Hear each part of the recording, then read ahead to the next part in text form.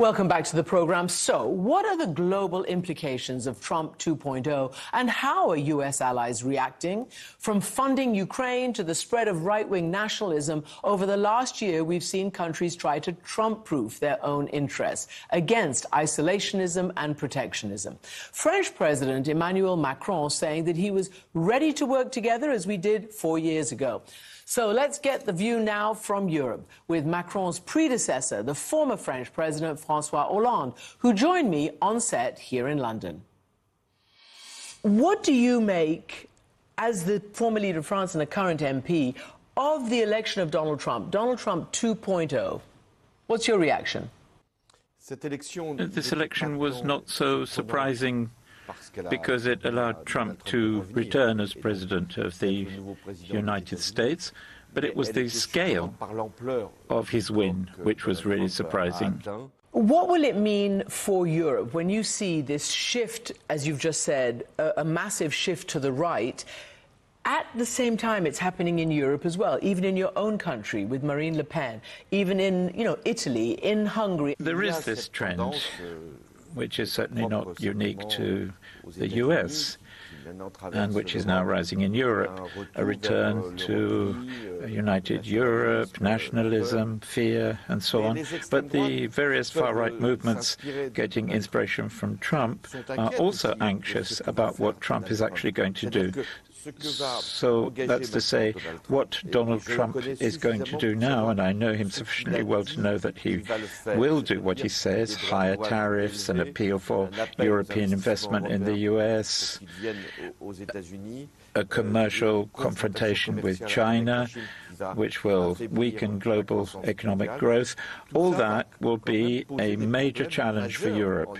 And so all these people calling for protectionism and American withdrawal, they will all suffer from the politics of Trump.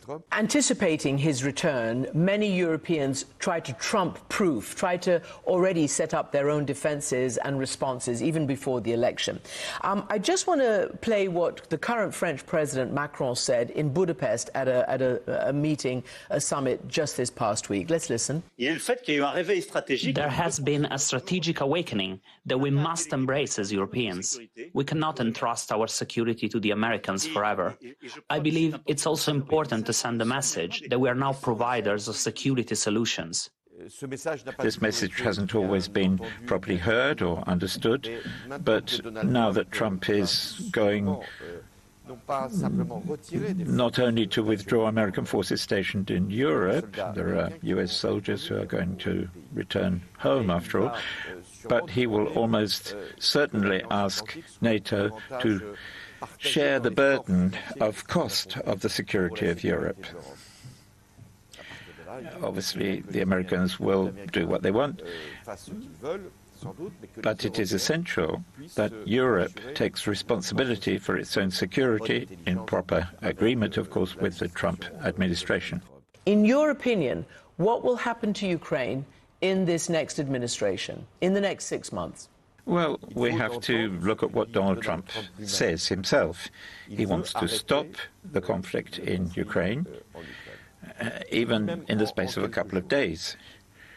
So he's going to stop all aid to Ukraine, and almost certainly, together with Putin, he's going to ask for a peace conference to be organized.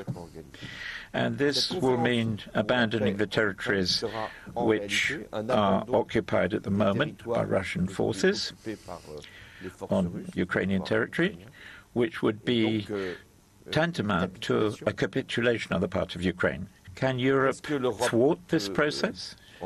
Yes, provided we continue to supply Ukraine with military aid, but at a much higher level, because in all likelihood the American administration is going to withdraw from the Ukrainian question. Hollande also says the US and NATO must allow Ukraine to use their long-range missiles against military targets inside Russia, and warns thus far NATO has only helped to allow Ukraine to resist and survive, not to win or even to pressure Russia to the table yet.